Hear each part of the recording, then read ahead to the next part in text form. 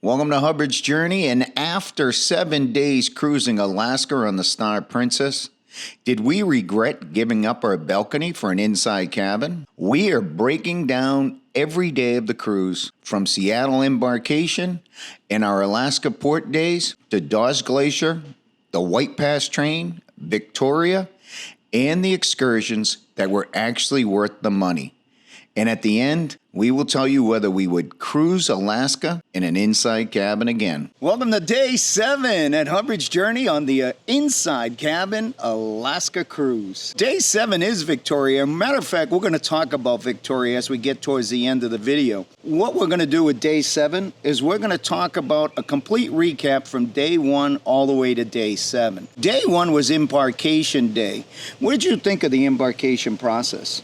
Well, we've been to Seattle before, but we've never embarked in Seattle. We've always disembarked. So that was a little bit of a different experience for us. It kind of looked like when we did our first video, I says, oh boy, we're getting on the wrong ship, because the way they have the ships positioned, or the port entries, one side is Holland America, the other side is Princess, and we just got in the Holland America line. Obviously, we wouldn't have made it all the way through because there's controls in place, but we did lose a little time because we had we're in the wrong line. Well, that's true, yeah. You know? The other thing I thought about the embarkation process, it felt like it was hectic, but it was a controlled hectic. I would agree with that. It is quite busy. As Michael said, there were 2 ships in port at that pier, and they were both embarking at the same exact time, pretty much. So it was a little crazy, but it went pretty well. Well, once you figured out, okay, we got in the right line, and we just moved, and it looked like chaos, people everywhere. But at the end of the day, the line moved fairly smoothly. Mm-hmm. And I didn't realize that they were only checking passports at the very downstairs area. Yep, you got a passport. Yep, you've got a boarding pass. It actually moved fairly smoothly. It did move smoothly. Make sure you physically have it in hand before they allowed you to go upstairs through security. That's true, yes. And once we got up there, security was pretty standard. Getting through was fine, and checking in was fine. So, like I said, embarkation day, all in all, it looked worse than what it really was. Pretty much, pretty smooth. Getting on the ship, wow. I love that ship. I love the Star Princess. I do love the Star Princess, but I don't love this other Sphere class, which is the Sun Princess. So there's a little bit of a difference between the two. So if you're really curious about it, we have a full ship tour on both those class ships. There is some differences between the two. I don't get all geeked up about the differences. I love both of the Sphere class ships. I think they are amazing. And I would definitely go on a Sphere class ship. You? I like the other classes a little bit better. So let's move on. We're going to move on. We didn't get to the most important thing, what our video was all about, and that was an inside cabin. We got to our inside cabin, and quite honestly, we've actually never sailed Alaska in an inside cabin, and this was Andrea's brainstorm idea. My idea? You're usually the one that wants to save a few pennies. This is true. A few more than pennies, but anyways, yes. When you got to the inside room, did you feel like, oh no, did I make a mistake? No, I mean, the decor, the comfortability is quite nice, but I did miss my balcony, I have to say that. But at the end of the day, we knew how to operate and function in an inside cabin in Alaska, and you'll see that throughout this video on how we managed being in an inside cabin sailing Alaska. We're going to bounce into day 2, and day 2 was a sea day. And how did you think that sea day felt being an inside cabin? Well, waking up was tough. It's always tough when you're in an inside cabin because it gets so dark, and that's great if you're going to sleep, but when you actually have to get up early and plan your whole day, it can be a little difficult. But I got up, and I had a chore to do. I had to go to a lot of discussions and presentations. I wanted to see all the different excursions that they were offering because they were going to be talking about those, some of the port days. There was actually a lecture about whales, and so there was quite a few name things it I was wanted to all see. Geared around Alaska, the presentations, and we divided and conquered that particular day. Neither one of us really spent a lot of time inside the cabin because we were out adventuring. You were looking at presentations, what to do, what should we book. She actually found a couple of discounts for us for our excursions. I like that one. I had to do a little singing, but that's good. I enjoy singing, even though I can't. That's right. I ended up going upstairs trying to find a place to work outside of the inside cabin. And it was difficult. It was difficult to try to find places to work because everybody on the ship, they're not all working. They're all on vacation. And for me, it was difficult finding a spot to work. So I did find myself back in the cabin doing some work. The other thing we did on the sea day is we actually went out after you were done with your presentations. I was done doing stuff. We met up. We actually walked around the ship. We did. We walked around the ship. We actually had the Captain's Champagne Gala. We went to that, which is a beautiful presentation, some dancing, some singing. That was really nice. The other part was we did it on Embarkation Day, and we did it on day 2, really scoping out places to go hang out. So when we are in the fjords, if you will, we got a place to hang out. And I think we figured that one out. That was deck 10, very forward. And what was good about that is that we had the opportunity to see both sides of the ship, the port side and the starboard side. If we were in our balcony, we would kind of be handicapped there a little bit because we'd only see one side of the ship. Knowing that we're in inside cabin, and we booked it because you can actually go to the very front of the ship and you have that observation deck on 10 and 11 where you could see the port side and the starboard side. We purposely picked that. Yeah, that was by design. Yeah. And you also have the rear of the ship that you can see stuff as well. Yeah, so if you're staying on the ship when the ship is in the fjords and rotating, you can go to the back as well. So that's great, yes. If you had a balcony room, you may be limited on your viewing opportunity, and you may end up leaving your balcony room to go to an observation deck so you can see both sides. Our first port of call. Ketchikan, Alaska. Ketchikan, Alaska, also notorious for rainfall. Yes, exactly. So most of the excursions you'll notice will say that they happen regardless of the weather conditions. So one of the things that you probably want to have in your bag is a raincoat or an umbrella, but most people don't use umbrella because it can be windy too. So a raincoat is essential. And we lucked out that particular day. I mean, it was like 80 degrees out. I know, the packing was great, but we actually didn't need the raincoat, did we? We didn't need anything. I was almost in my T-shirts. Yeah, I'm telling you, it was gorgeous out, and we lucked out big time. Ketchikan Port, we didn't book any excursions because I believe that it's a great port to get off and walk around and see the port area. And there's a lot to do on foot in Ketchikan. I agree. You can definitely walk around the city, see some beautiful sights, get a bite to eat. There's lots to do there. It's all pretty easily accessible. In fact, if you want to go to the Lumberjack show, you could book it independently. It's within walking distance. Now, that's a good point you brought up there. The cruise lines have a pretty good handle on the excursions in Alaska. And the excursions in Alaska, I don't care what port you're going to, they're expensive. They're on the pricey side. And the other thing is you're always trying to look for, a cheaper excursion, maybe an independent company. Well, there's not many out there in Alaska. And if they are, they pretty much charge the same price the cruise ship charges. That's exactly what I was going to say. So when we went up to there, because I was curious to see what they would charge, we were going to jump in, and there were some tickets available, but it was the same price it would have been if we booked it on the ship. That's for the Lumberjack show. Yes. Good to know. In Ketchikan, the famous things to see is you're going to go to Creek Street, you're going to look at Dolly's house. Dolly's house was an old brothel. They do have it now as a museum. There is a charge to go in, but if you just want to take a picture outside the front with some really interesting looking signs, you can absolutely do that. My thought on it is if you're going to Ketchikan, if you want to do an excursion, great. But I think just getting out and walking around Ketchikan is actually pretty cool. Yeah, and we actually headed over and went to, what was it called, the Happy Bear? We had a drink. We always go to the Happy Beer. We get our Bloody Marys there, the best Bloody Marys. Oh, unbelievable. They're really good.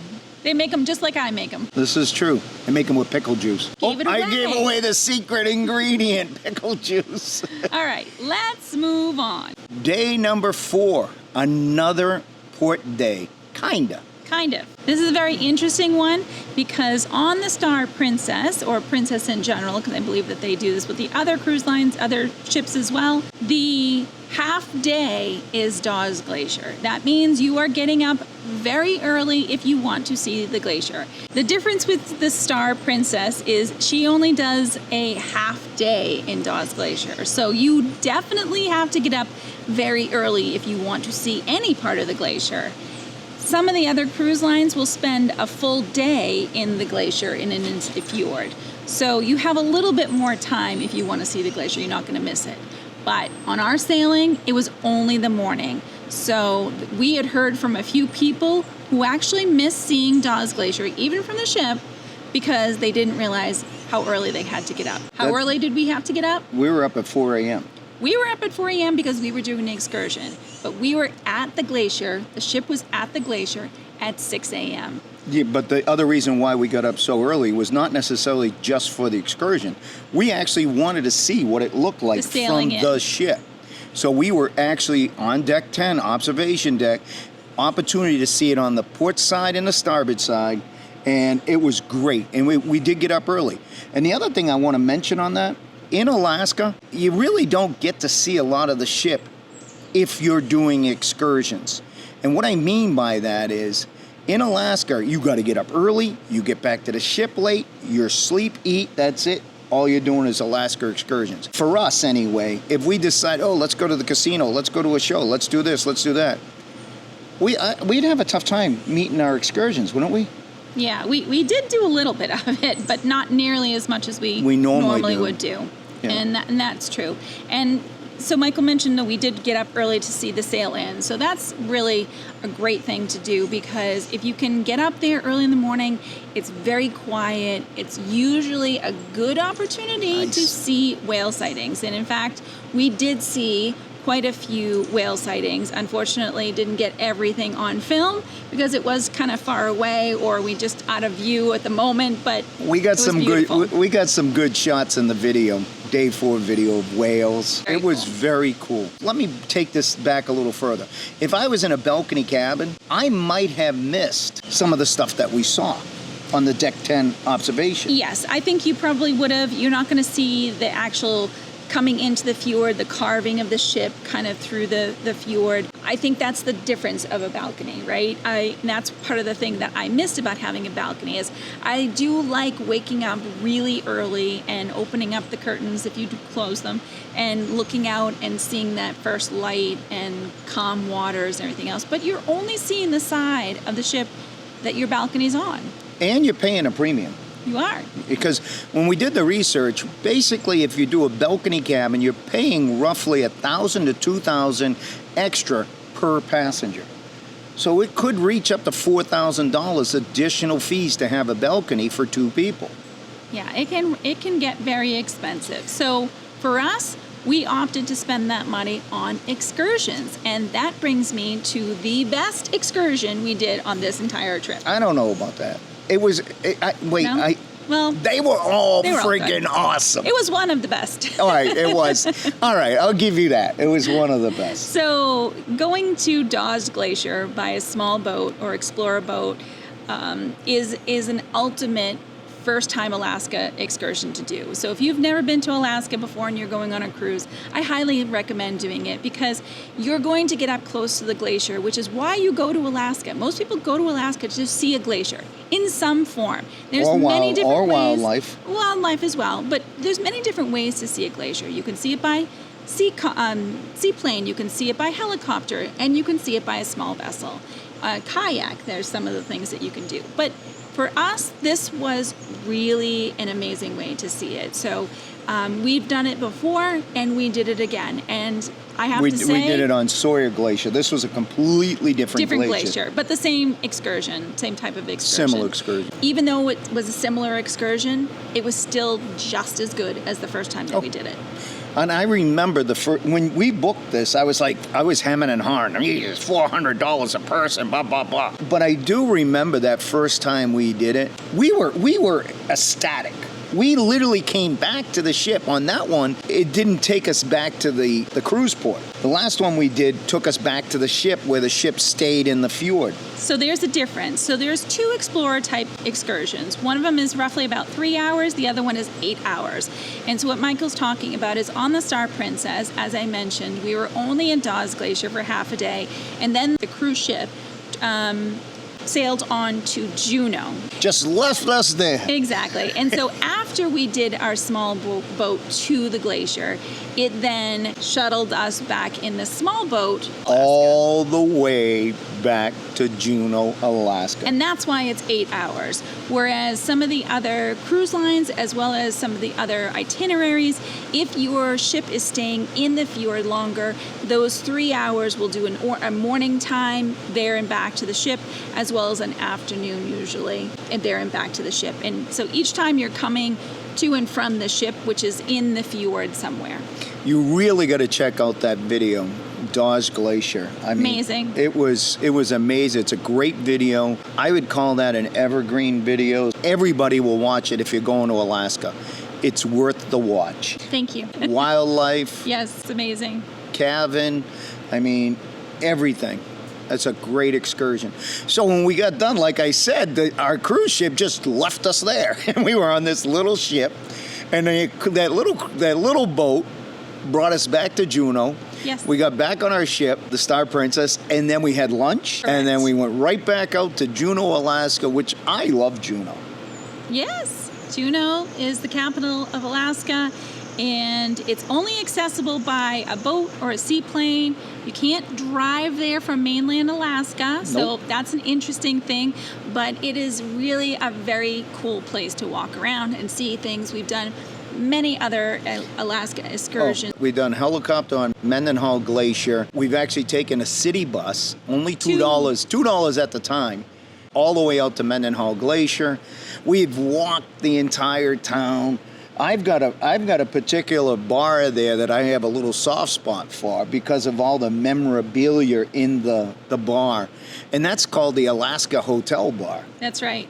You like that bar. Oh, I like that bar. Yes, and a lot of people like to go to the Red Dog Saloon. We've been there a few times, but the interesting thing is if you don't feel like going to the saloon itself, just walk right past it and pull up and get yourself a duck fart. A duck fart. Did you just say duck fart? I certainly did. Get yourself a duck fart. And I'm not going to tell you exactly what it is. You tell me what it is. Yeah, leave a comment down below if you've had a duck fart. I can tell you I've had my fair share of duck farts. Yeah, probably. It's a great city. It's a great town. Another one that you could just walk around and enjoy. Easy peasy. Let's move on to day 5. We're buzzing through this. We have another port day. And it's another long one. And we got up real early in the morning again. That's right, because day 5 was Skagway. But wait, there's gold in those hills. That's true, because Skagway is your gateway to the White Pass and Klondike Yukon Railroad. That's right. So we did do that excursion, and we did get up early in the morning. We didn't find any gold because we didn't really get off looking for gold. So now this is another one of those excursions that I just want to highlight for 1 second. You want to try and think about whether or not you can do this independently? Well, we tried to do that, and this is not one of them. So because you are on a limited time, especially if you want to do the longer White Pass Railroad excursion, and I'll explain that in a second, you definitely need to book it through your cruise ship. So you can't book it any other way, right? You can book it directly with the railroad itself, but those are really more for people that are not on a cruise ship. Locals. Yeah, or if your cruise ship happens to be there for a very long time and you only want to do the summit. Now, what do I mean by the summit? Well, there are several different versions of the railroad. So sometimes you can pair them with the suspension bridge or other excursions, and that would be just the summit. So that's going to bring you up to the Canadian border and then return. And it's not as expensive as the 8-hour Bennett Lake excursion, and that's a little pricier. It is, and that's a longer day. So 8 hours. Roughly, I think you're talking about maybe 2 hours. 2.5 hours For the summit. and then or closer to 8 hours for Bennett Lake. Bennett Lake. And the difference is with the Bennett Lake one is you are actually passing through customs. So a customs officers will come on. You need to have your actual passport with you, and they look at those, and then they get off the train and you continue on to Bennett Lake, which is a very interesting historic part of the gold rush, the Klondike Gold Rush experience, as Michael mentioned. That's what I was looking for. So it's a very cool experience to do that. And then it continues on to Carcross the Yukon. And so it was very interesting. And then from there, on that excursion, you actually board a motor coach and it brings you back to the port. So you were only traveling on the railroad For all the way about up. 4 hours. Yeah, it's only one way is what I was going to say. That's how you book it. You either book the going to, northbound or southbound. So it does turn around and do it southbound, but that's for people that are actually staying local. I personally enjoyed that excursion. We got to see beautiful waterfalls, mountains everywhere, snow drifts, wildlife. Yes. I mean, it was another great excursion. And we have a video about that. So if you are interested to see really what the difference is between the summit and the Bennett Lake, which is the longer tour that we did, you definitely need to check out that video. Absolutely. What about our inside cabin? Did this have any impact on our inside cabin? On this day, I don't think it really did, but what it did give us was some really nice dark room to come back to so that we could take a nap because we were tired. Exhausted. Let's move on to day 6. Another sea day. Thank goodness. Yeah, right? It was a good sea day. Because usually on a sea day, you usually relax, you get out, you get to see the ship, you lay out. You know, you just kind of mingle around and enjoy the day and you sleep in. Yeah, and it was beautiful weather. People were in the pool.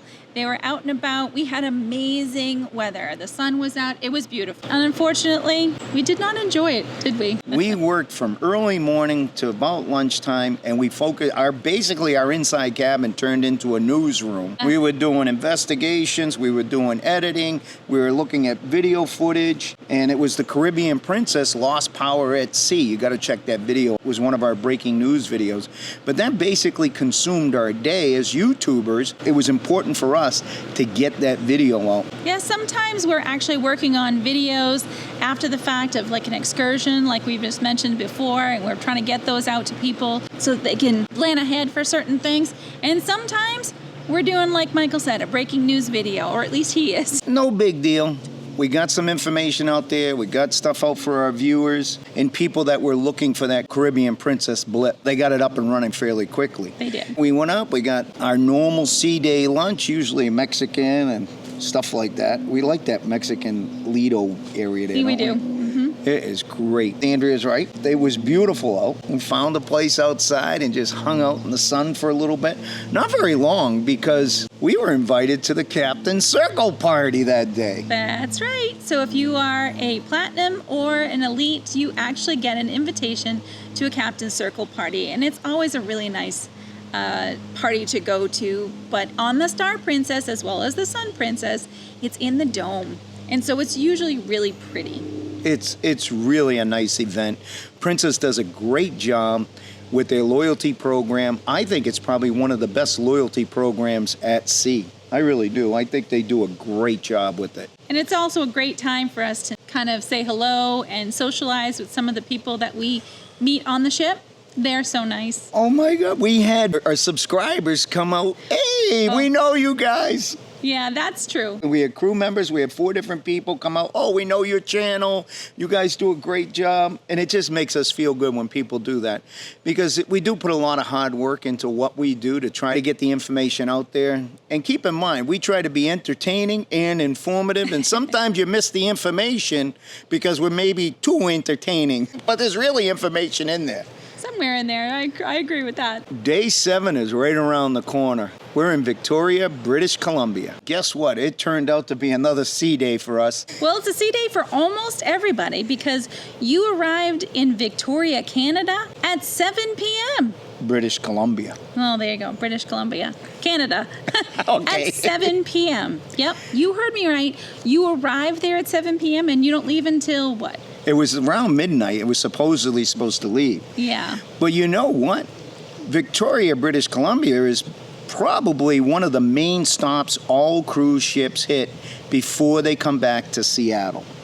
Well, you have to hit one international port, and that's considered an international port on an Alaska cruise. So a lot of the ships will go there, and it is quite nice. We've been there a few times, but we've always been during the day. When we arrived, we were tired. Oh, exhausted. So that essentially became our sea day that we kind of missed on day 6, because day 6 we really didn't get to enjoy the sea day. I think if we did enjoy the sea day, we probably would have made an attempt to get off the ship. Well, I don't know. What we found out after the fact was a lot of people were questioning what was really open at 7 p.m. in Victoria. Were the shops open? I'm assuming the restaurants were open, but what was open? And we honestly don't know, unfortunately. That's what we're kicking ourselves, is that we probably should have made the time to at least get up. We've been there before.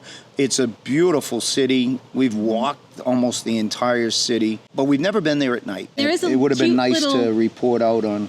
Yeah, there's a cute little waterfront area where they have almost like houseboats, but I don't know The Capitol's there.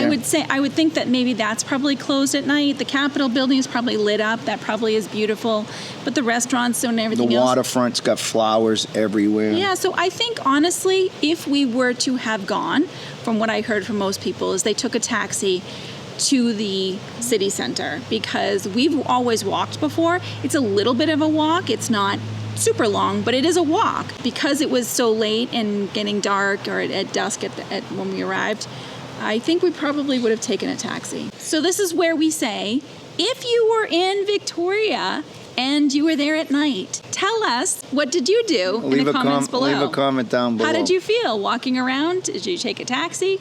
Or did you explore? Did you eat something? Let us know. But I'll tell you, cruising Alaska from Seattle, it's amazing. I can't take that away, but I'll tell you, it's exhausting. And day 7 really, we just, poof. Yeah. It was a lot. It was like we hit a wall. In fact, the sailing in on that day, we had lunch out on the deck 9 outside of the Eatery. And yeah, that was exactly what I got. We had lunch and he fell asleep for I think it was probably 2 hours. It was another beautiful day. We did see a little bit of whale activity on that day. You said, I didn't see the whales. She said she saw them. It was nice. And everybody was freaking out. Whales, whales! What I wanted to talk about is they do have Alaska cruises out of San Francisco. Typically, those cruises are 10 days, where Seattle's is 7-day. Now, the 10 days is obviously extra sea days coming up from San Francisco into Alaska. We've done that sailing. I actually enjoyed that sailing. Well, you get extra sea days. However, I'm going to tell you something. Sailing out of San Francisco, the few times that we actually we've gone in different directions.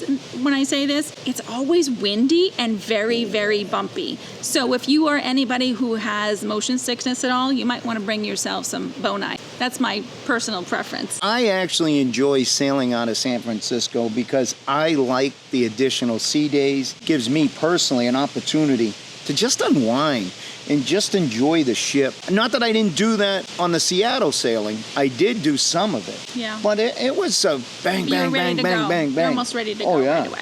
Yeah. I mean, it's evident. Day 7, here we are. We're talking about the whole recap here in our backyard because it was that exhausting for me. Mm-hmm. And for you, it may not be. But I figured I'd put that little tidbit in there that San Francisco, I would choose to. What would you do? Would you prefer San Francisco or Seattle? I don't know. I want to get right into it. Oh, she'll go Seattle.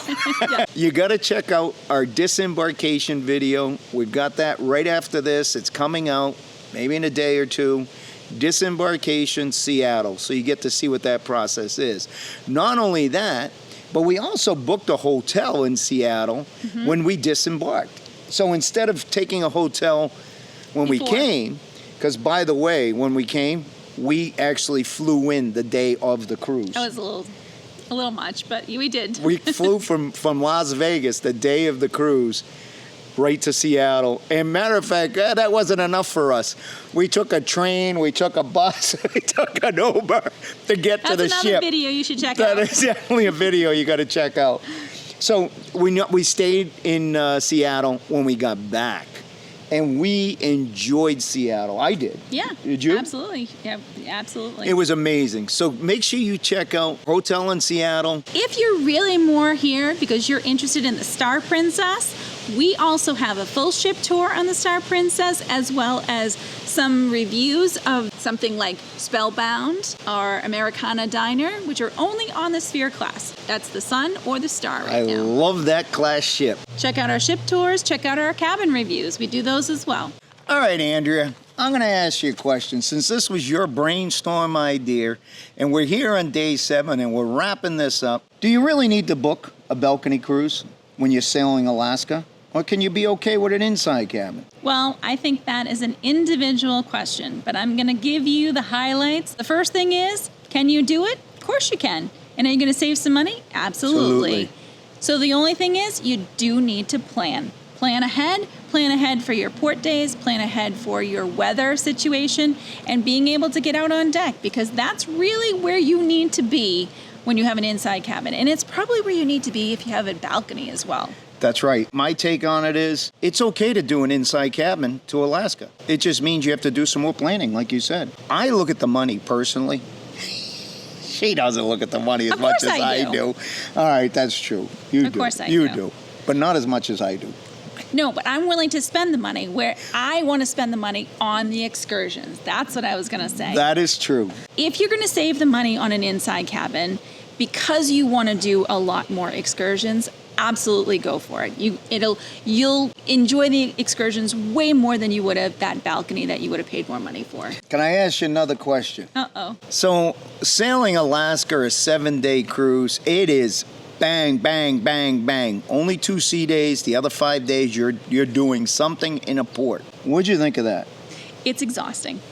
Sailing Alaska can be exhausting. It can so, therefore, I would pick the cruise, the itinerary that you want more than the ship, because you're not going to be able to enjoy the ship as much as you would on any other Caribbean sailing, for example.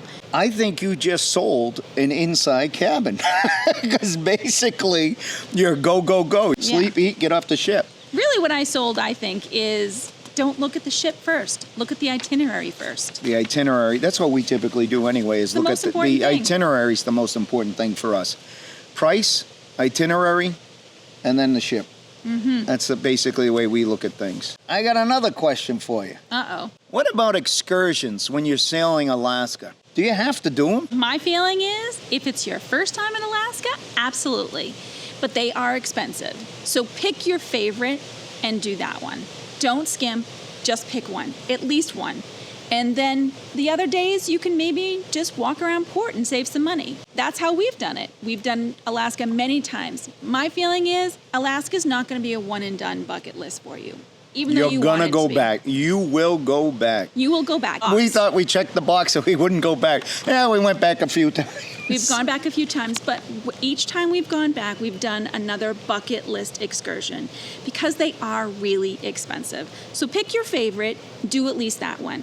And if your budget allows, do a few more. I think you hit it right on the head. You definitely want to pick an Alaskan excursion. And don't worry about trying to get the best price for it, trying to go outside independently. Save yourself some time and aggravation. Book it through the cruise ship, because really, in most cases, I want to say like 85% of the time, it's the exact same price as you would get outside. And I think that was a great point. Book it through the ship. Book it as early as you can. All the cruise lines have a very, very good handle on all the excursions in Alaska. The other thing I wanted to mention is the Dawes Glacier. That was an expensive excursion, but guess what?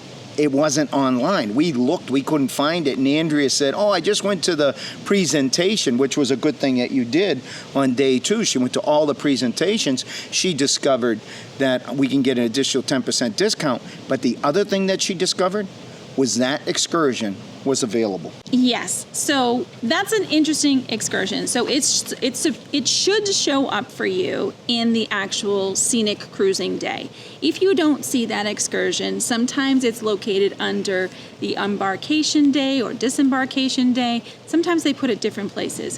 What I found out is when we boarded the ship, they actually have a booklet that is all the excursions. It was printed in the book, but it wasn't on the app for some reason. So they actually acknowledged that it wasn't on the app and reported it to IT. I think you might have hit the problem on the head, is that it's not showing and you actually got to book it on the ship. Because we've had viewers that saw our Dawes Glacier video and have made comments, and I basically have told them that once you get on the ship, get there right away and book it. Just ask. Yes, absolutely. It's available. You got to go there and book it. But it should be available. It should be. I guess I should preface that. It should be. So one of the other things that Michael mentioned, and it's true, I went to an excursion overview. And at that time, they announced that they were giving a 10% discount. So a couple little tidbits, actually 2 in fact. If you are elite, you actually get a 10% discount. So make sure you ask for it. That's a loyalty level. That's one of the perks that Princess has. They got the best loyalty program. So let's just say, don't forget to ask for it. Make sure they apply it. Secondly, throughout your time leading up to your cruise, there are offers. Sometimes you can get a discount off. When you get on the ship, sometimes that price goes up a little bit. But on the first day, when they try and get more people to book, they usually will offer a discount. A discount, exactly. So jump on it. Always ask. Always ask. She had me singing. It was day 2. I was singing to the excursion people. Yeah, because it was something about, oh, come sing to us and we'll give you the % off. Andrew, I got another question for you. Can you do everything on an Alaska sailing? All the excursions, all the walking tours, everything. Can you do everything? Well, I think I already answered that earlier. I said pick and choose what is most important to you because you will not be able to do everything. I think that's all the questions I have for you. Well, then I have a question for you. You do? Fire away, baby. How do you find the right Alaska cruise? Ooh, that's an interesting question. And I think a lot of that has to do with your budget. Balcony, inside cabin, again, goes back to your budget. Excursions in Alaska are very expensive, and how you really plan that out. And I also touched on a San Francisco cruise, and I touched on the Seattle cruise. Again, all of it depends on what you want to do. And for me, the biggest thing for priorities is budget for me, and then the itinerary. And for me, it's I want to see something really special that I can only see on an Alaska cruise. So finding the best Alaska cruise really comes down to what you want. What you want, exactly. Find your priority list. And go for it, baby. You're going to enjoy your Alaska cruise. And I bet you'll be back again. Oh, Even though you say you want to just check that box. You'll be back. You'll be back. That was another good point. Thank you for bringing that up. This is where I say ciao for now. We'll see you soon. But before you go, if you like this video, give this video a thumbs up and let us know what excursions you have done in Alaska. Or what would be the one thing you're most excited to see on your Alaska cruise? Is it glacier calving? Whales? Bears? Bald eagles? Sea lions? Or maybe a little bit of it all. And if you love cruising, travel, and coming along as we explore the world one adventure at a time, make sure you hit that subscribe button so you don't miss what's coming next on Hubbard's Journey. Until next time, thank you for coming along on Hubbard's Journey. Ciao for now. We'll see you soon. Thanks for watching, but there's more to explore. And don't forget to hit that subscribe button so you never miss any adventures. Click on one of these videos to keep the journey going.